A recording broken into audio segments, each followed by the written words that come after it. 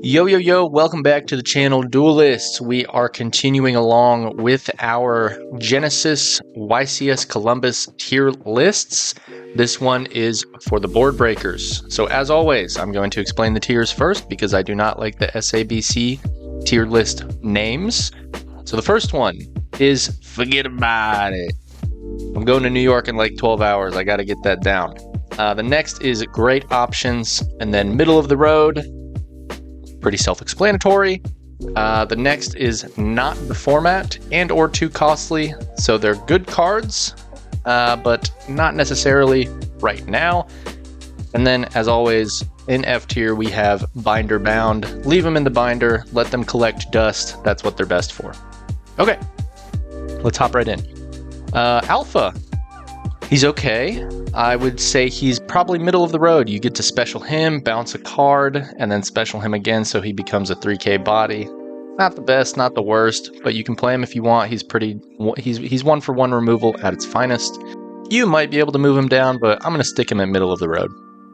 Book of Eclipse. I do think that this is a phenomenal card, especially with Cool Tune running around at the moment. They don't have a spell or trap negate. They have to target something, but normally they're not ending on RS in Genesis, so this kind of breaks their entire board. It's also really good against other decks, and unlike Swords of Concealing Light, this is a quick play, so if they have destruction removal, it will still resolve. Really, really good card. Lunar Eclipse. I think that this card is a great option, especially if you need a discard. You're still getting an even trade, a 2-for-2 trade, but if the discard does something for you, you're plussing off of that. Book of Moon is great, and Book of Double Moon is even better, so I think it's a great option in the format. Book of Moon. It's okay, middle of the road. It's a bit pricey. If I'm remembering correctly, I want to say it's like 6 or 7 points, which I think is just a little too much for 1-for-1 removal. If there ever comes a deck where in booking your own monsters to dodge stuff is really good, like Branded Chimera, it could see more play, but right now I just think it's okay. You can play it if you want to. I personally wouldn't. Forbidden Chalice. Again, 5 points. It's okay if you want to play it as a board breaker in lieu of Imperm. I think that's fine. If you're, needing some, if you're just wanting that 1-for-1 negation removal or negation, I think it's fine. A middle of the road card. Not much more to say about it. Change of Heart. I don't think it's the format for it. I don't think stealing monsters in Genesis in a board breaking sense is necessarily that great because we don't have link monsters. And a lot of the times the levels aren't going to match if you're synchro summoning or XYZ summoning. And you're kind of just clogging up monster zone. And, that's to say, they might not care if you take their guy. So I don't think it's the format for it at the moment. I think the points are low, but yeah, it's okay. Cosmic Cyclone. You can damn near main deck this card. A lot of people do. It's 1 point, 3 points for a playset. Phenomenal card. Phenomenal card. The banishing gets around a lot instead of destroying the card. I think that this is a phenomenal board breaker if you want to play it. If you even want to consider it a board breaker, because a lot of people main deck it. Dark Hole. I do think, since the points are so low on it, I do think it's a really, really good option. That being said, you might have to bait out some interaction before you can drop this, and they might just be able to negate it anyways. But in general, if you are able to resolve this this card, I think it's really, really good. Shits on Cool Tune, shits on Exo, Monarch, Archmage, you name it. It's really good. It hits a lot of top decks right now. Dark Ruler. I'm iffy on this card. I think it's a great option. It's a little expensive. I think it's 9 points total for a playset. But there's not a lot of things that can negate it in the back row.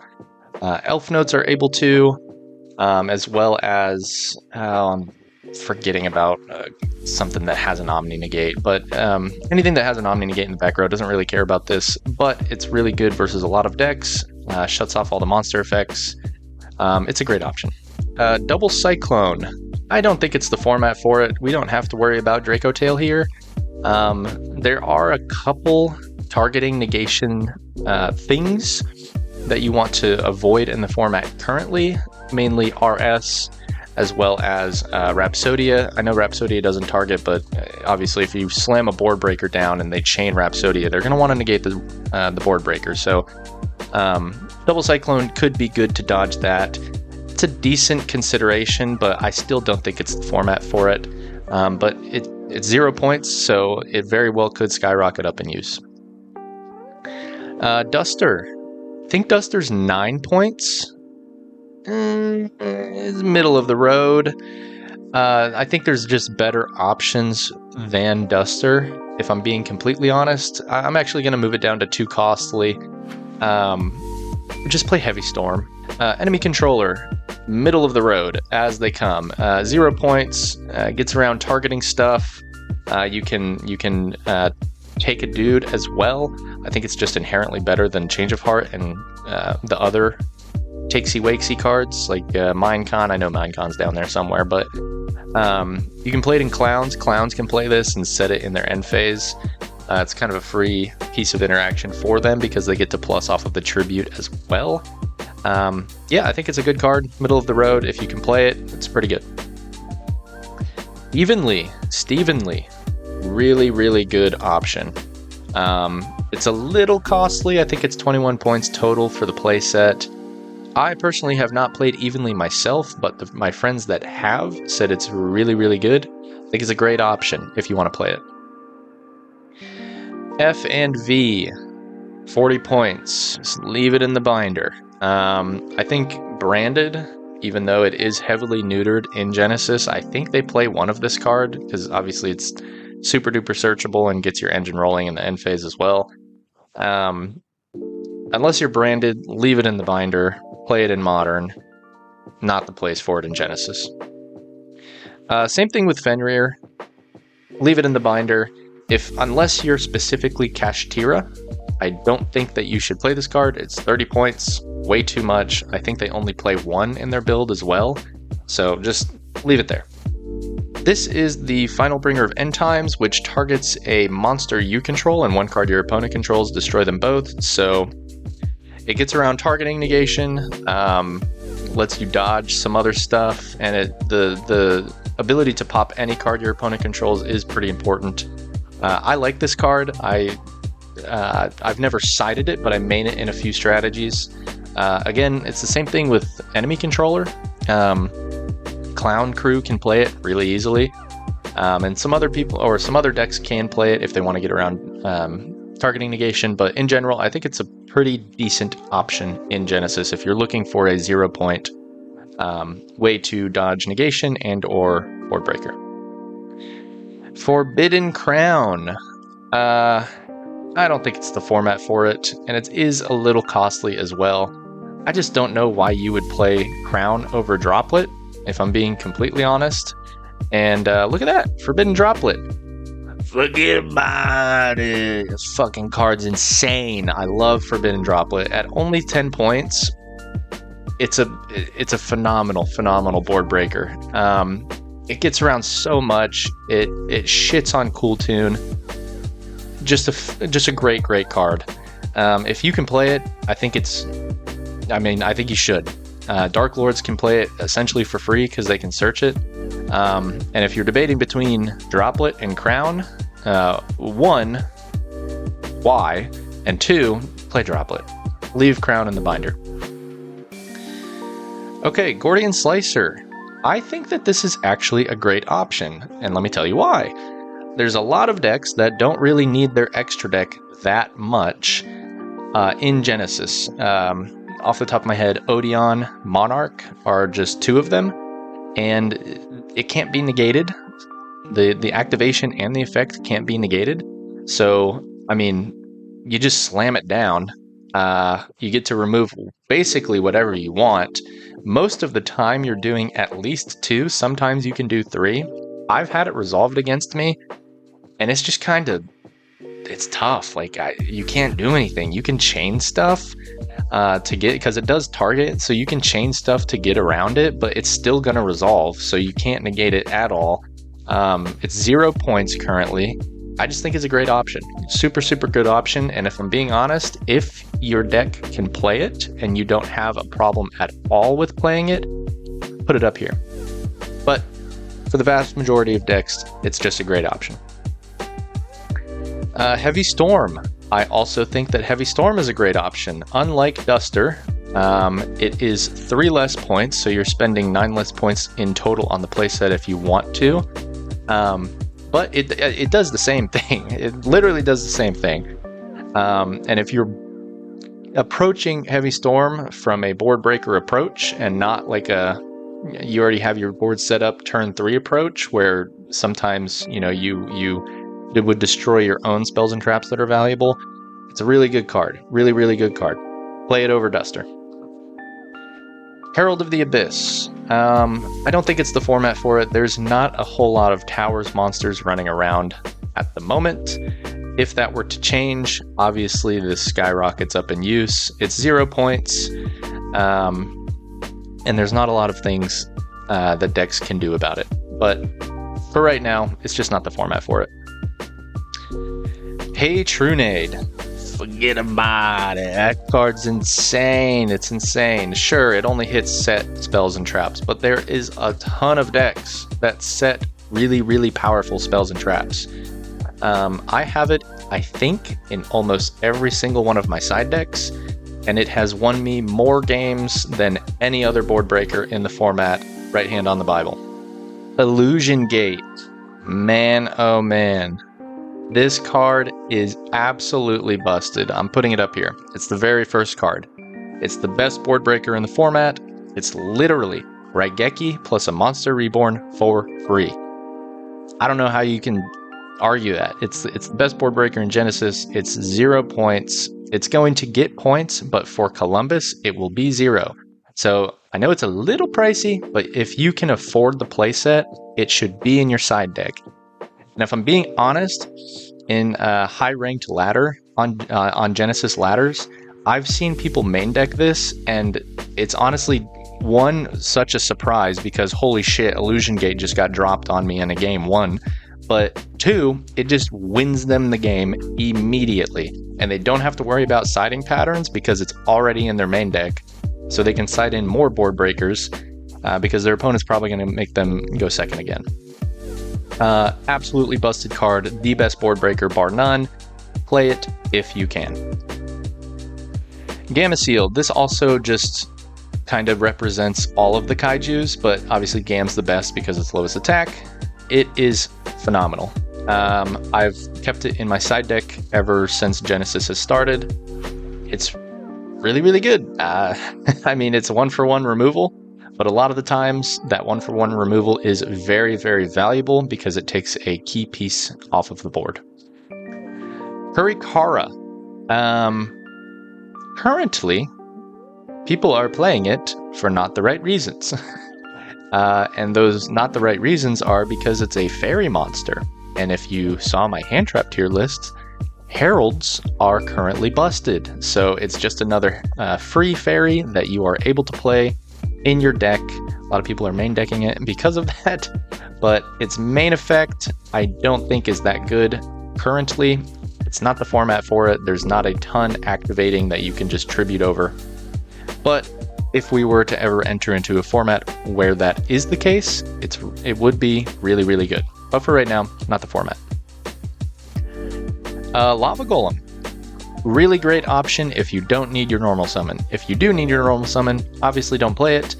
But a lot of decks in Genesis do need their normal summon, which is why a lot of people choose to play kaijus instead.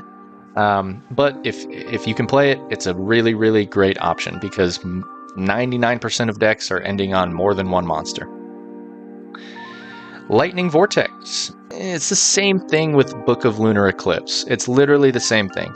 If your deck benefits off of a discard, it's probably better than Raigeki. It's 0 points, so that is a plus as well. I think it's a great option if you, if either of those two last things I said are true for you. Lightning Storm. It's either 12 or 13 points. Can't remember which. Whatever's the case, leave it in the binder. There's better options for you that are cheaper and that will bode better for you. A lot of decks are leaving things in defense. You know, Elf Notes, Exo Sister, you name it. There's just a lot of things in defense, so Lightning Storm's not going to hit that. And if you really want it for the back row effect, just play Heavy Storm for less. So, Metaltronus. Genesis is a very open format, and it is not a Tier 0 format at all, so leave it in the binder, let it collect dust, put it under that piece of furniture that keeps on tilting one way. Minecon, very similar to the Change of Heart conversation, if not a little worse. It's just worse Change of Heart. It's not the format for it. I already explained why. No link monsters, no good. Spell card Monster Reborn. I believe, I'm almost 99% sure that this is a 0 point card. I'm flirting between these two at the moment, but I do think it's secretly really good. It hits a lot more than you would think. Dark Lords, especially Cool Tunes summoning back. But it's the same kind of conversation that we've already had with the steel spells. Once you get the body, what are you doing with it? You know what I mean? So Crow might just be a better option in general. I'm going to leave it at middle of the road because I do think it is pretty decent. There are some decks that can play it. Zombies are one of them, so they can go into Dampier that way. But most decks probably aren't going to be playing this card. MST. I think it's a great option. Sure, why not? Vision is 10 points now, so it's not the easiest one card slot ever anymore, but I still think it's a great option if you don't want to play Cosmics. MST is a good option. Pankratops. I think the Pankratops is pretty good. At only 5 points, and he has been brought down on the past couple lists, and I think he might get brought down even more because he's not seeing any play right now. He's a good shout at 5 points. If you wanted to play him, I wouldn't bat an eye because the whole threat of removing 2 bodies and then tributing and popping is just a threat in and of itself. It's a better Fenrir for cheaper. I think he's just middle of the road right now. If he were to go down even more, he would probably go up here. But if I saw him in a side deck, I wouldn't bat an eye. Raigeki, only 4 points. Great option currently. I've seen it a ton, but why play Raigeki when you can just play Illusion Gate for free? It's literally the same thing. I'm still leaving it in great option because it is truly a great option, and Illusion Gate will be getting points soon. Sales Ban. I'm not sure why it's on this list, if I'm being honest. I'm like 1,000% sure this is 100 points, and since it is, leave it in the binder. Santa Claus. Middle of the road. A lot of people have been playing Santa Claus on ladder, specifically Lightsworn piles, because they can search it with Fiendsmith Tract. That being said, if they don't kill you or remove the Santa Claus, you're going to get a draw off of it, which isn't the worst, and its level also is pretty enticing as well for synchro-based strategies. I think it's probably the worst of the kaijus, if I'm being honest, but if you can play it, you know what I mean? If you're playing Tract, why not? Searchable kaiju. So Slayer, forget about it. Crazy card. It's so good, in fact, that the Slayer targets are actually pointed more than Slayer itself. I think it's probably besides Illusion Gate, the best board breaker in Genesis, because it's a 2-for-1 removal. And a lot of the times you're sending Malong because there's so many synchro strategies in Genesis, and Malong is just a nuts card. It's a bounce of anything. So really, really good card. Try to find its way into your side deck if you can. Interrupted Kaiju Slumber. I think it's too costly. It's 10 points, and you also have to play at least 2 different Kaijus. And to my knowledge, I don't think Kaiju is a good archetype in Genesis. Like, if you're playing Kaiju the deck, sure, but I've not seen it pop up. But I could be blissfully wrong in this. I think it's still too costly. 10 points. Okay, Snatch Steal. Now this one I kind of do want to leave or put at middle of the road because you keep it forever until Snatch Steal gets removed off the field. But there is a lot of destruction effects in Genesis, so they could just pop it and it wouldn't resolve anyways. I think I'm going to leave it in middle of the road though. There are some unique implications for it, and it's not the worst shout versus some of the top decks, but it still finds its way into the conversation of Minecon and Change of Heart, where, like, what are you doing with the body? You know what I mean? But it's probably better than both. Spell card Soul Exchange. If your deck can play it, it is a great option. If not, you're not even gonna remotely side it in or find its way into the main deck. But if your deck can play it, specifically Monarchs, it's insane. And the new TCG exclusive VIP Whale, holy shit!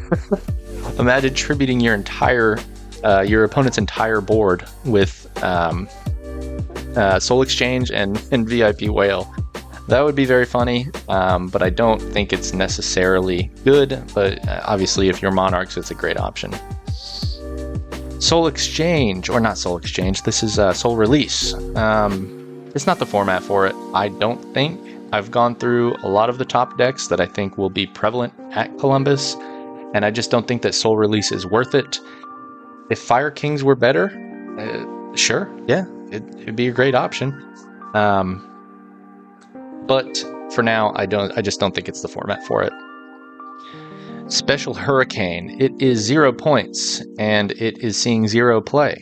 Leave it in the binder. Why would you not play Illusion Gate, Raigeki, or even Lightning Vortex? That is also 0 points, and it does more than just hit special summon monsters. This is Sphere Mode. Ballin'. Man, I go back and forth on this. I don't think there's a ton of decks that are ending on 3 bodies. I could be wrong on that, but I'm gonna leave it up here with Lava Golem. It is a great option if you can play it. Clown Crew can play it for basically free, and it's a hand trap for them. So you're definitely going to see that at Columbus. If Clown Crew is there, just keep in mind they can sphere mode you on their turn or on your turn, which is crazy. I think it's a great option, but the same conversation that I had with Lava Golem, where if you need your normal summon, you're probably not playing sphere mode. Okay, Widow Anchor. I think this just stands for most or all striker cards, since they're all kind of board breakers. I just don't think it's the format for them. If you're going to play Widow Anchor, specifically as a 1-for-1 negation card, sure, but if you start to play and you develop a board, you're going to have monsters in your main monster zone, and you're not going to be able to activate this. So you better see it in your opening hand, or if you're playing Engage, you better see Engage in your opening hand, and Engage is 7 points. So I just don't think it's the format for it, and I don't think it's that great. Super Duper Whooper Ooper Fooper Polywalymerization. I don't think it's the format for it. Again, sure, it's spell speed 4, and it could be really cracked, almost acting as a pseudo Ultimate Slayer in that sense. But I just don't think it's that good. Gotta scroll down now. Jeez, there's so many board breakers. Super Poly.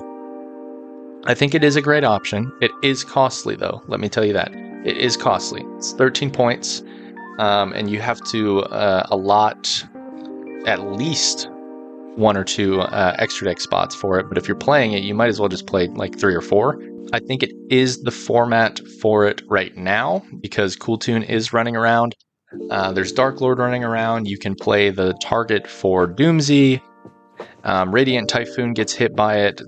Monarch does too? I don't know. Maybe Monarch, maybe not. But there's a lot of decks that do get hurt by it. But you have to be able to, 1, afford it in your points, and 2, afford it in your extra deck. So, but if you can, it's a great option.